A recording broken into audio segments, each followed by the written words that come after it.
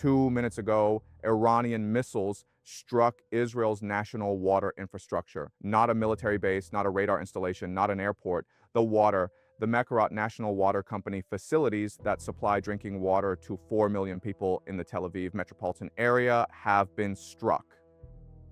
The pumping stations are not operational. The desalination infrastructure that produces the majority of Israel's domestic freshwater supply has sustained direct impact. The pipeline network that moves that water from production facilities to the 4 million taps, the 4 million glasses, the 4 million families that depend on it every single day is no longer functioning.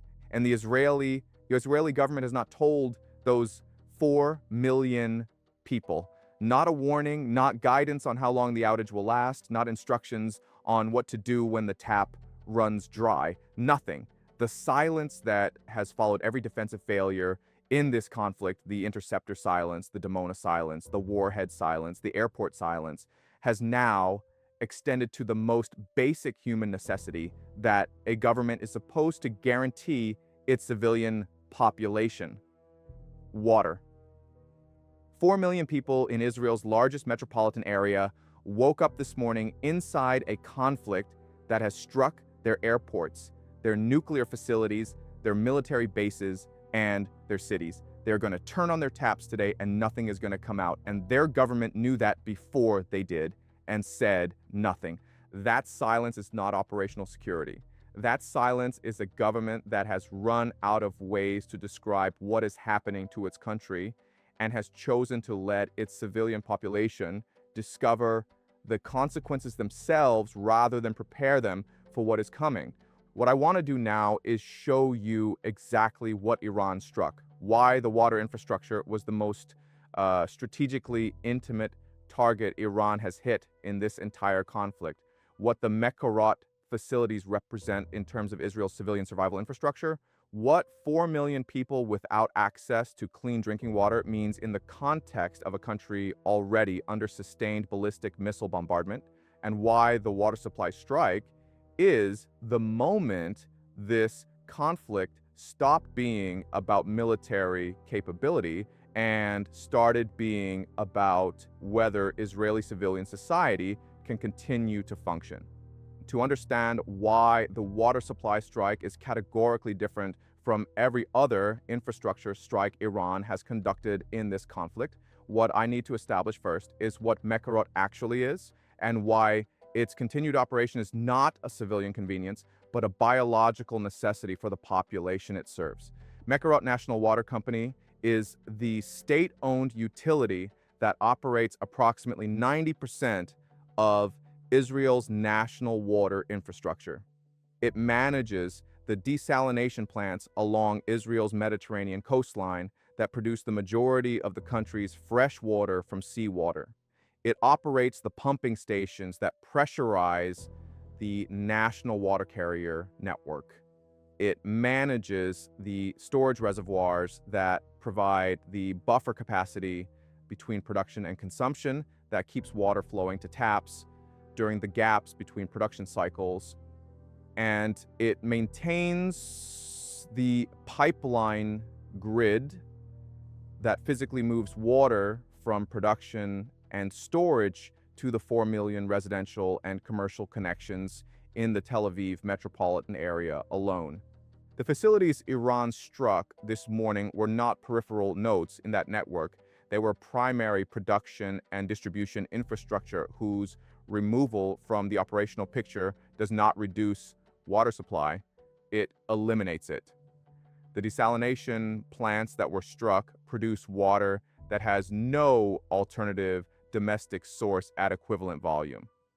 Israel is a water-scarce country that solved its water scarcity problem through a combination of desalination technology and network infrastructure that took decades and billions of dollars to build. The natural water sources, the aquifers, the Sea of Galilee, the Jordan River tributaries, do not produce sufficient volume to supply the current population without the desalination contribution. When the desalination infrastructure goes down, the natural sources do not compensate. The gap between what the natural sources produce and what 4 million people in Tel Aviv require daily is a gap that bottled water, emergency distribution, and improvised collection cannot fill at the volume and the speed the situation demands. That is the water situation that 4 million people in Israel's largest metropolitan area are waking up into this morning. Not a reduced supply, not a rationing situation where the government manages a constrained but functioning distribution system, no supply. The taps will run dry as the residual water in the distribution network is consumed. That process takes hours, not days.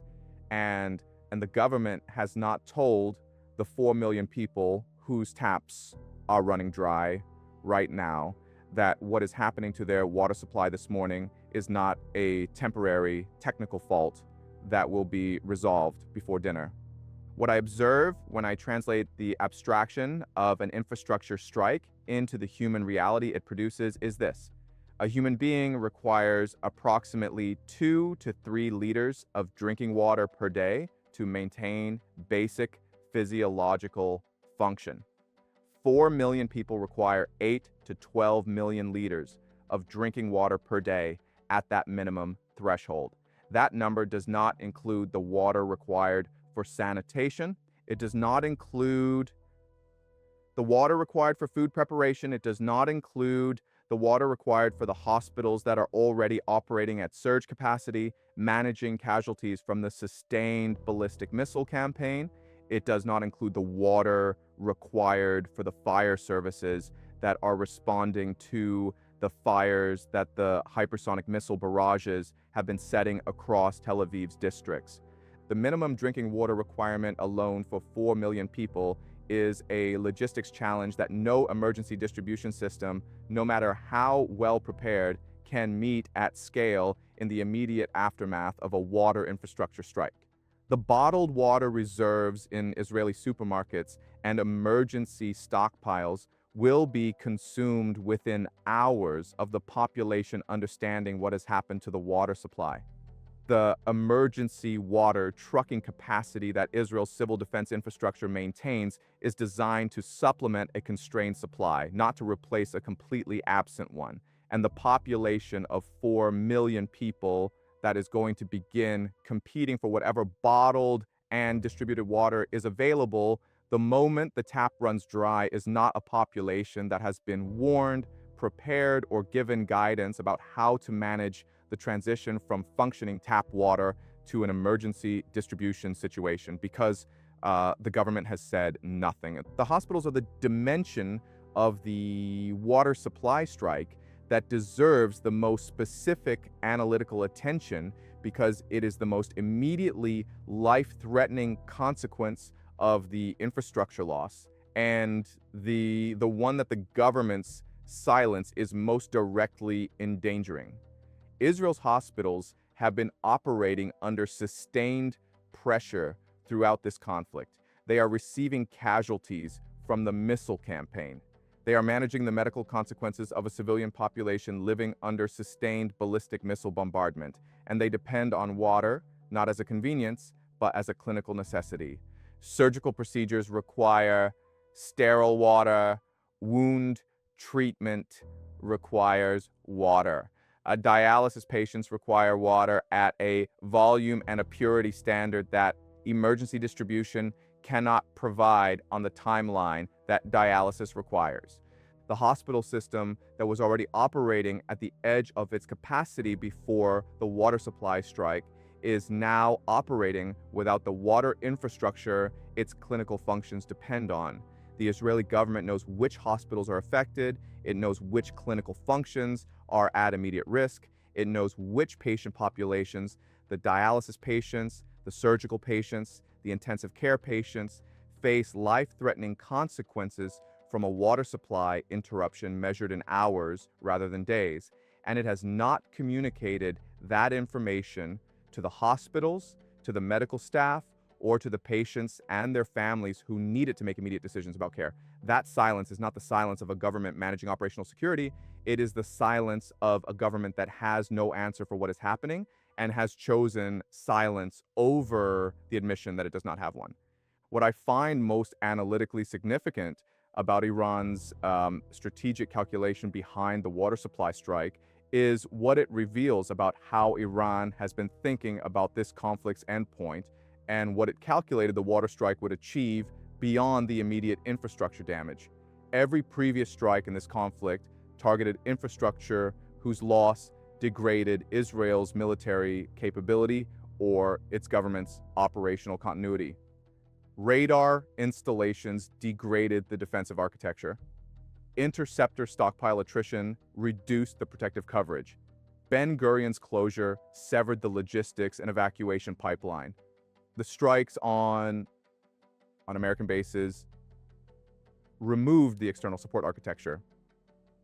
Each of those targets was military or strategic in the way that military analysts measure strategic value. The water supply is different. The water supply is not a military target in that analytical sense. It is a civilian survival target. Striking it does not degrade Israel's ability to fire missiles or intercept incoming rounds. It degrades Israel's civilian population's ability to maintain the basic biological functions that human life requires. That distinction matters because it tells me what Iran calculated this strike would achieve that the previous strikes had not. The previous strikes produced military consequences and political pressure. The water supply strike produces a civilian population that is thirsty, not metaphorically pressured, not strategically disadvantaged. Thirsty, 4 million people whose most basic physical need is not being met and whose government has not told them when it will be met again. The political consequences of that condition for a government that has been managing this conflict's domestic narrative for weeks are consequences that no communication strategy can manage, because you cannot frame a water outage. You cannot provide context for empty taps. You cannot explain to a parent why their child cannot have a glass of water in a way that the parent will find adequate. The water supply strike is Iran's most politically precise action of this entire conflict because it produces a civilian consequence that is universally understood, immediately personal, and completely impossible for the government to manage through the narrative tools it has been deploying throughout the preceding weeks. The Netanyahu government's political position following the water supply strike is the most untenable it has been since February 28th. The corruption trial, the rejected pardon, the American withdrawal, the Ben Gurion closure, the Dimona strikes, the hypersonic barrage that set Tel Aviv on fire, and now 4 million people in Israel's largest city with nothing to drink. Each of those events added to the accumulated political weight pressing down on a government that started this conflict with a promise of quick and decisive action. The water supply strike is different from all of them in the specific way that makes it the hardest single event yet to survive politically. Every previous failure was a failure of military or strategic infrastructure. This is a failure of the most basic obligation a government holds toward its civilian population, the obligation to ensure that the people it governs have water to drink. That obligation is not strategic, it is not military, it is not subject to the analytical framing that has allowed the government to manage every previous failure within a narrative of difficult choices made under extraordinary circumstances. It is the obligation that every Israeli parent, every Israeli child, every Israeli family turning on a dry tap this morning will measure their government against. And the government has already failed it. The international response to the water supply strike is producing reactions across multiple capitals driven not by strategic calculation, but by the humanitarian dimension of 4 million people losing access to drinking water in a conflict zone. The International Committee of the Red Cross has issued a statement identifying the water infrastructure strike as a potential violation of international humanitarian law, prohibiting attacks on objects indispensable to civilian survival. Israel's allies, who have been managing their public support for the conflict within the framework of Israel's right to defend itself, are now managing a domestic public opinion environment in which the images and accounts coming out of Tel Aviv are not images of military strikes on military infrastructure. They are accounts of people with nothing to drink. That shift in the human story of this conflict, from military infrastructure failure to civilian survival failure, is the shift that changes the international political environment in ways that military strikes on military targets do not. What I observe in these developments is a strategic logic that has been building toward exactly this kind of threshold moment. Iran did not strike the water supply to degrade Israel's military capability. It struck the water supply to produce a civilian survival consequence so immediate and so personal that no government communication strategy can frame it, and to calculate with considerable precision that the remaining distance between the current political pressure on the Netanyahu government and the threshold at which that pressure produces an outcome Iran cannot achieve through military strikes alone was shorter than the government's domestic narrative could span. The open question that the water supply strike leaves hanging over this conflict and over the Israeli government that has gone silent about it is the one that has no strategic answer. At what point does a civilian population that has watched its airports closed, its nuclear facilities struck, its largest city set on fire, and its water supply destroyed, decide that the government managing those failures has exhausted its mandate to continue, not the military question, not the strategic question, the human question? 4 million people with nothing to drink are asking it right now. And the government that left them to discover the answer themselves through a dry tap rather than a public statement has no response prepared, which is, in the end, the most precise measure of how completely this conflict has outrun the capacity of the government that began it. That absence of a prepared response is not an accident of timing. It is the cumulative product of a governing posture that has treated every failure in this conflict as a communications problem rather than a strategic one, that has reached for narrative management each time the situation demanded strategic recalibration, and that has now arrived at the one failure that narrative management cannot reach. Water is not a narrative. Thirst is not a framing challenge.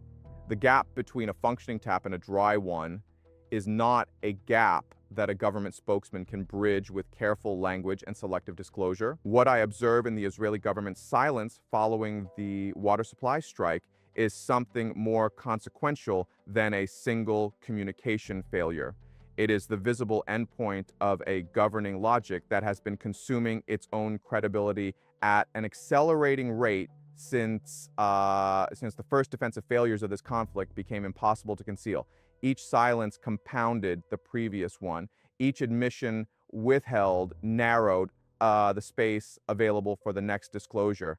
And the accumulated weight of those withheld admissions has now produced a government that cannot speak to 4 million of its own citizens about the water coming out of their taps, because speaking honestly about the water would require speaking honestly about everything that preceded it. That is the strategic condition Iran calculated it could reach. Not military defeat, not territorial concession, a government so hollowed out by the gap between its own public commitments and the reality its population is living that it can no longer perform the most elementary function of governance, telling the people it governs what is happening to them and what comes next. 4 million people with dry taps this morning are not waiting for a military briefing. They're waiting for a government to speak to them the way governments are supposed to speak to the people they govern, directly, honestly, and with some recognizable connection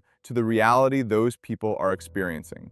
That government has not spoken, and in that silence, something has already ended. Not the conflict, not the military campaign, but the particular political authority that launched it. What replaces it, and on whose terms, is the question this conflict has now arrived at. And it is a question that no missile, no interceptor, and no press statement will answer.